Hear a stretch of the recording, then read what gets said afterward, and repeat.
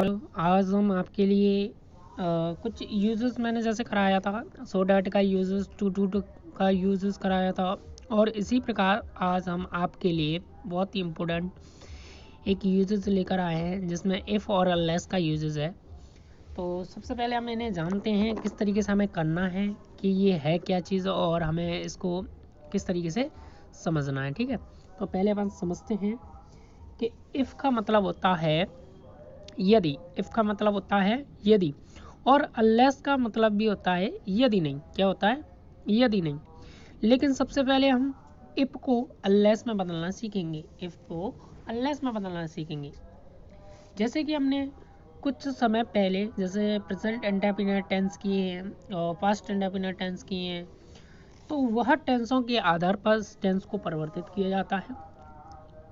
तो इसको परिवर्तित करेंगे तो हम पहले सीखेंगे कि इसमें नियम क्या होते हैं। तो पहले आप अच्छे से सुनना, मैं 2 बार दोहराऊंगा, आप उसको समझने का प्रयास करना और आपको नोट्स बनाना तो अच्छे तरीके से लिख लेना। तो इफ़ के स्थान पर अनलेस लगाते हैं। इफ़ के स्थान पर अनलेस लगाते हैं यदि वाक्य में डज नॉट आए या डू नॉट आए या डिड नॉट आए तो इनको हटा देते हैं। डज नॉट को हटाएंगे तो मेन वर्ब में एस या ई एस या आई एस लगाते हैं। डू नॉट को हटाकर, और डू नॉट जब हटता है तो जो मेन वर्ब होती है वो एक वचन ही होना चाहिए। लेकिन अगर हम पास्ट वाले की बात करें, डिड नॉट को हटाते हैं, तो डिड नॉट को हटाकर मेन वर्ब की क्या लगाई जाती है? सेकंड फॉर्म लगाई जाती है। एक इंटेंस में लगाई जाती है। प्रेजेंट की बात करें तो प्रेजेंट में केवल सिंपल टेंस यानी एक वचन करता हो तो मेन वर्ब में ऐसे एज लगती है। यदि बहुवचन करता हो तो मेन वर्ब में कुछ भी नहीं लगता। यदि वाक्य पास्ट में हो तो पास्ट में क्या करते हैं? डिड नॉट को हटाकर मेन वर्ब की क्या कर देते हैं? सेकंड फॉर्म, चाहे एक वचन हो चाहे बहुवचन। तो ये आपको समझ में आया होगा। लेकिन और समझाते हैं, इफ वाले वाक्यों में अगर इज नॉट आए, आर नॉट आए, एम नॉट आए, यदि आए तो इनमें से केवल नॉट को हटा दिया जाता है। क्या हटा दिया जाता है? केवल नॉट को, बाकी किसी चीज़ को नहीं हटाता है। और हमें पीछे वाले जो वाक्य दिए गए हैं उनमें से किसी भी वर्ड को नहीं हटाना है, किसी भी मतलब उसमें से कुछ भी नहीं हटाना है। पीछे वाले से आपको कोई मतलब नहीं है, जैसा का तैसा लिखना है। केवल हमें आगे वाले जो कॉमा से पहले दिए हैं तो उन्हीं को सेंटेंस को चेंज करना है। तो पहले हम चेंज करते हैं। तो सबसे पहले हम चेंज करते हैं, और पहले दिया है if he does not work hard he will not pass. तो चलिए अपन इसको करते हैं। अगर आपको समझ में आ रहा है तो इसका थोड़ा सा क्वालिटी बढ़ाने का प्रयास करता हूँ ताकि आपको और अच्छे से सफाई से दिखे। तो अब आपकी क्वालिटी बढ़ेगी। तो हमें इफ़ के स्थान पर क्या लगा देना है? अनलेस। क्या लगा देना है? अनलेस लगा दिए। डज नॉट को क्या कर देना है? हटा देना है। तो डज नॉट हमने हटा दिया, डज नॉट हटा दिया। मेन वर्ब कौन सा है? वर्क। वर्क में क्या लगा देंगे? एस। क्या लगा देंगे? S, hard. और जो पीछे वाला टेंस है he will not pass, he will not pass. तो पीछे वाले टेंस से आपको कोई मतलब नहीं है। मैंने आपको जैसे समझा दी, पीछे वाला टेंस जैसा का जैसा लिखना। चलिए मैं आपको ऐसे ही बता देता हूँ। यदि वाक्य में मेन वर्ब में क्या हो? अंतिम अक्षर ओ, एक्स, एच, डबल एस हो तो इनके पीछे ई एस जोड़ देते हैं। क्या जोड़ देते हैं? E S. वाई से पहले व्यंजन हो, वाई से पहले व्यंजन हो तो वाई को हटाकर क्या लगा देते हैं? आई एस लगा देते हैं। ये दोनों को छोड़कर जो शेष बचता है उसमें क्या लगा देते हैं? एस। तो इसलिए ये के वर्ड था, के वर्ड इनमें से कुछ भी नहीं मिल रहा तो हमने एस लगा दिया। इस क्लियर आपको समझ में आ गया? आई होप आपको समझ में आया होगा। चलिए दूसरा वाक्य करते हैं। इसमें डू नॉट आ गया, चलिए ये अच्छी बात है। अब इफ को हटाएंगे, क्या लगाएंगे? अनलेस। क्या लगाएंगे? अनलेस। क्या लगाना है? तो अनलेस लगा देते हैं। यू तो यू ही रहेगा। डू नॉट हटा देंगे तो वाक्य में कुछ आपको करना है परिवर्तित, कुछ भी परिवर्तित नहीं करना। तो कुछ परिवर्तित नहीं करना तो कैसा लिखा है? कम ईयर लिख दूँ, लिख दिया। और जो क्या लिखा है? आई शैल नॉट हेल्प यू, ये अपने जैसा का जैसा नोट कर दिया। इसके लिए आई होप आपको समझ में आ रहा होगा। दोनों टेंस अच्छे से समझाने का प्रयास किया। तीसरे की बात करते हैं। तीसरा वाक्य कैसा है, डेड से प्रारंभ हुआ है। कहाँ से प्रारंभ हुआ है, डेड से, तो डेड नॉट को हटा देंगे तो क्या लगा देंगे, मेन वर्ब की सेकंड फॉर्म। प्ले की सेकंड फॉर्म क्या होती है भैया, प्लेड होती है। क्या होती है भाई, प्लेड। और जो वाक्य पीछे दिया गया है जिसको जैसा का जैसा नोट कर देंगे, वुड। आपको समझ में आया होगा, ठीक है। इफ तो हटाया ही नहीं, अनलेस लगाना है। क्या लगाना है, unless they played well the wood loss the match. इतना आपको समझ में आया होगा। चलिए इफ को हटाएंगे तो क्या लगाएंगे, अनलेस, मिस्टेक्स वो गलती से हो गया यू। अब इसमें से हमें केवल क्या हटाना है, नॉट को क्रॉस करना, बाकी तो जैसा जैसे लिखेंगे। Are ready, oh I cell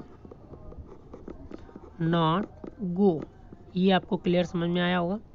इतना आपको समझ में आया है तो और भी और समझने का प्रयास करते हैं। चलिए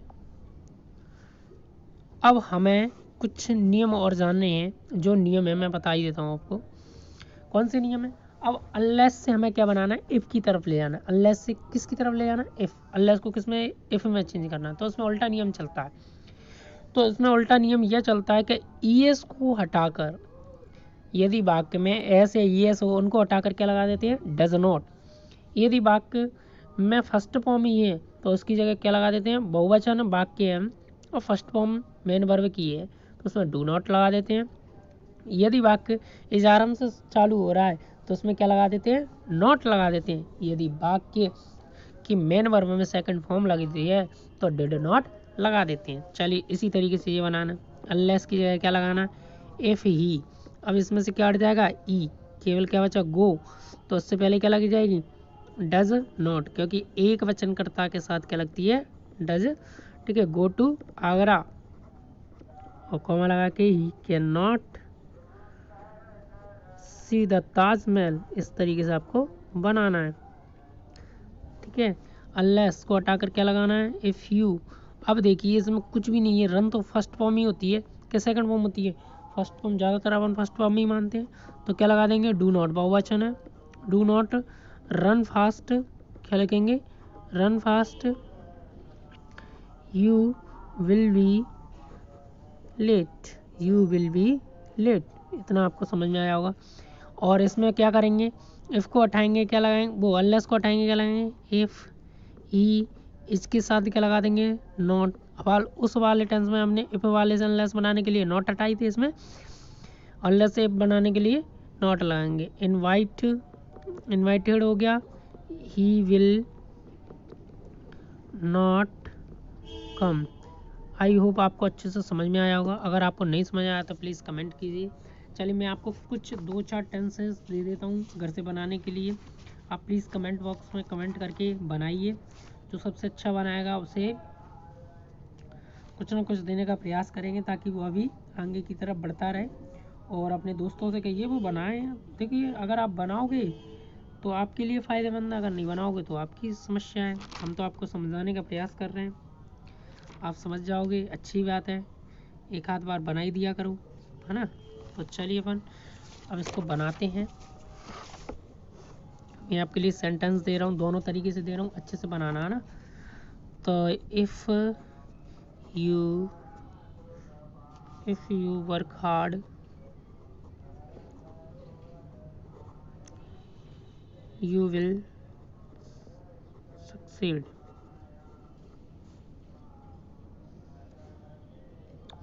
You will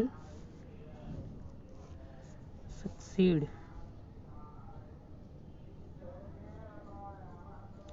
ये आपको बनाना है, कमेंट बॉक्स में कमेंट करके बताइए। और देता हूँ मैं आपके लिए बनाने के लिए, आप अच्छे से ना बनाना। अगर आपको समझ में आए होंगे तभी तो पता चलेगा मैं आपने बनाए हैं, आपको समझ में आया है। और नहीं बनाओगे तो आपको हमें कैसे पता चलेगा आपको समझ में आया। If he does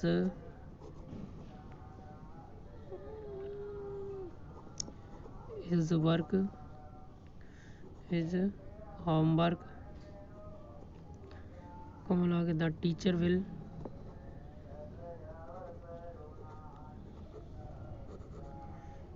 not be angry. Angry मतलब क्रोधित होना। तो आप इन्हें हमें बनाइए, कमेंट बॉक्स में कमेंट करके बताइए कि आप बनाना सीख गए हैं कि नहीं सीखे हैं। फिर आपकी इच्छा है, आपको समझ में आ रहा है कि नहीं आ रहा, आपको वीडियो देखना है कि नहीं देखना। तो आप इसे बनाएंगे। फिर से एक और दे देता हूँ, if you work hard, simple से इजी। अगर आपको समझ में आए होंगे, नहीं समझ में आया तो प्लीज़ दोबारा से वीडियो देखिए, और भी समझ में आया तो प्लीज़ हमें कमेंट कीजिए ताकि हम दोबारा से समझाने का प्रयास करेंगे। और अपने दोस्तों को शेयर कीजिए और उनसे कहिए प्लीज़ हमारे चैनल को सब्सक्राइब करें ताकि मैं आपके लिए कुछ अच्छी वीडियोज़ लाता रहूँ। धन्यवाद। आपके लिए मैंने 2 सेंटेंस दिए, तो प्लीज़ लाइक कमेंट्स कीजिए और इन सेंटेंसेस को आप कमेंट में बनाइए, और इससे हमें यह प्रूफ होगा कि आपको यह सेंटेंसेस समझ में आए हैं। और अगर आप नहीं बनाते हो तो ये आपकी इच्छा है, हम तो आपको समझाने के लिए प्रयास कर रहे हैं। आप समझ जाओगे तो आपके लिए बहुत ही अच्छा है, और नहीं समझोगे तो आपके लिए कोई दिक्कत नहीं है। तो इस तरीके से आप बनाइए, दोस्तों को वीडियो को शेयर कीजिए। धन्यवाद।